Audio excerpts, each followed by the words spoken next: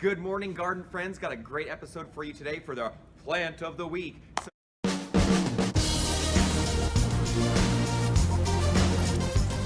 This week's plant of the week is a fantastic choice. I was out in the garden yesterday and I couldn't help but notice it. There's a beautiful one behind me, a specimen here. There's actually several all across the campus because once I planted this one, I think the grounds folks realized, hey, this is a great plant, and so they had some planted, and they just look fantastic. It's a great plant, especially for those of us here in Northern California, although all across the West Coast and across the United States, these are actually fantastic trees. They're actually grown as a large multi-trunked tree or actually a large shrub or small tree. They don't get too large. Some varieties, like this one right here, the Western Redbud. So here, that's the big reveal. The plant of the week is Cercis, the Redbud. Although, oddly enough, they all call them Redbuds, but I feel like all their blossoms are always pink and purple, but hey, you know, call me crazy.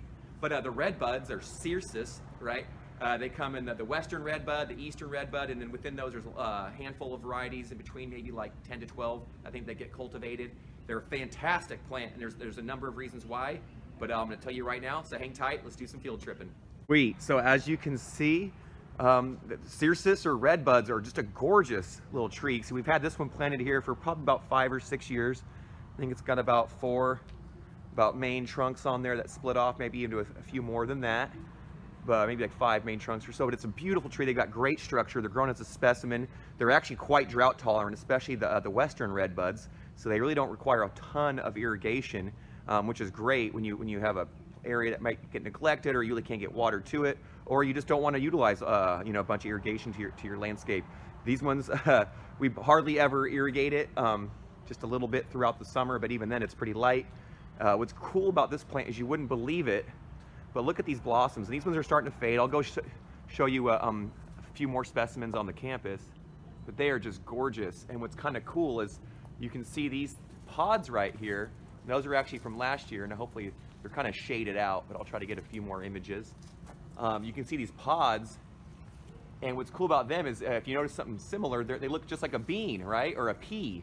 And that's because these trees are actually related to peas, right? They're in the same family, the plant family, I think Fabaceae, and so they are legumes. They have seed pods that split on 2 seams, and so they have a relationship to peas. I do believe their flowers are edible, although I've never eaten one before. You know what? Let's give it a shot. I'll do it right now. Let me see. You can see it almost looks like a little pea blossom. Looks very like little. So let's see. And I've eaten pea flowers before, and they're pretty good. Let's give it a shot. This thing hasn't been sprayed or by anything. Let me see here.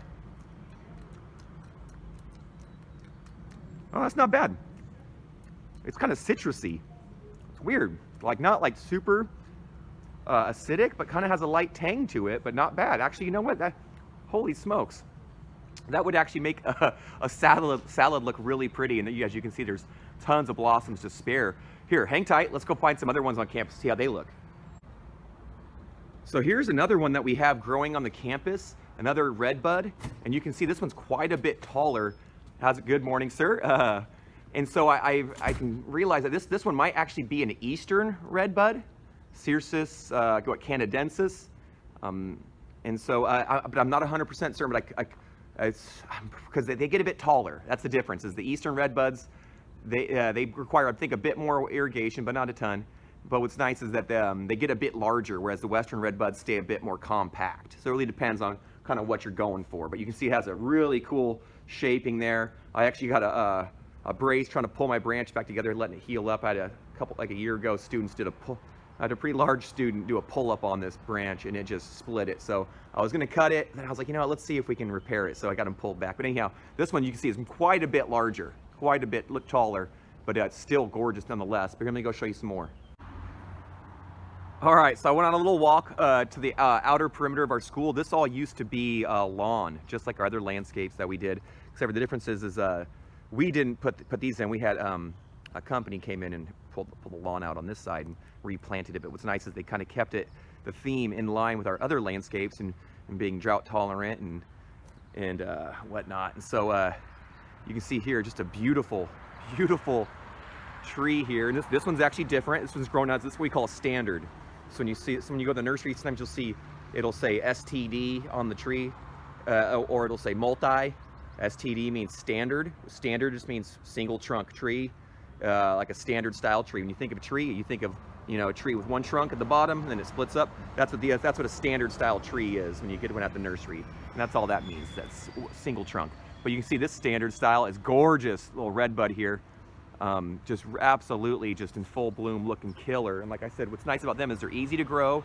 They can handle full sun. They actually can tolerate quite a bit of shade too.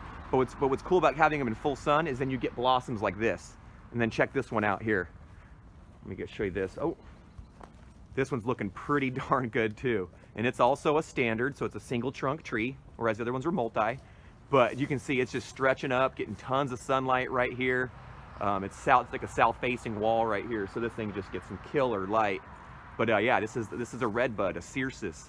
Like I said, you never think peas could look so cool, right? Like I said, they're in the same family as peas. But I highly, highly recommend growing them at your home if you live somewhere that's hot, has hot, dry summers. And this is definitely just a fantastic choice. We love growing them here, planting them here. But that's why we chose it as plant of the week, because it blooms. So actually it'll bloom now in the spring. Then the blossoms will, a lot of them will turn into those seed pods. So it kind of adorns it with those later, and then hang on there for later. And then what's nice is it'll get really cool foliage through the summer, where it's just kind of like bright apple green typically. And you can kind of see them forming up like right now. The little leaves starting to emerge. So what's first is like it'll have bare branches in the winter, then blossoms. Then the blossoms kind of give way to leaves, to foliage. The foliage will be nice and bright and green over the summer. Then as the summer wanes and it gets cooler and the autumn is upon us, they'll start to even turn colors. And a lot of times they'll get like a nice yellow to even like a rusty red. So they do everything. They bloom. They've got some, you know, some greenery in the summer. They got some fall color. And then even when they drop all that, actually a lot of times just the gray, smooth branches usually have a pretty cool structure, and they'll look even good then, even when they're completely dormant. So it's a great plant. I highly recommend it. That's why it's our plant of the week, right? The Cercis. If you have any at your house or grow them at home, please let us know in the comments below. We'd love to hear your experiences with growing redbud. We'd love to hear from you. If you like this video at all, please hit that subscribe button and the notification bell. We'd love to have you back and be part of our growth in many ways. And so from our garden to yours, happy gardening, best wishes.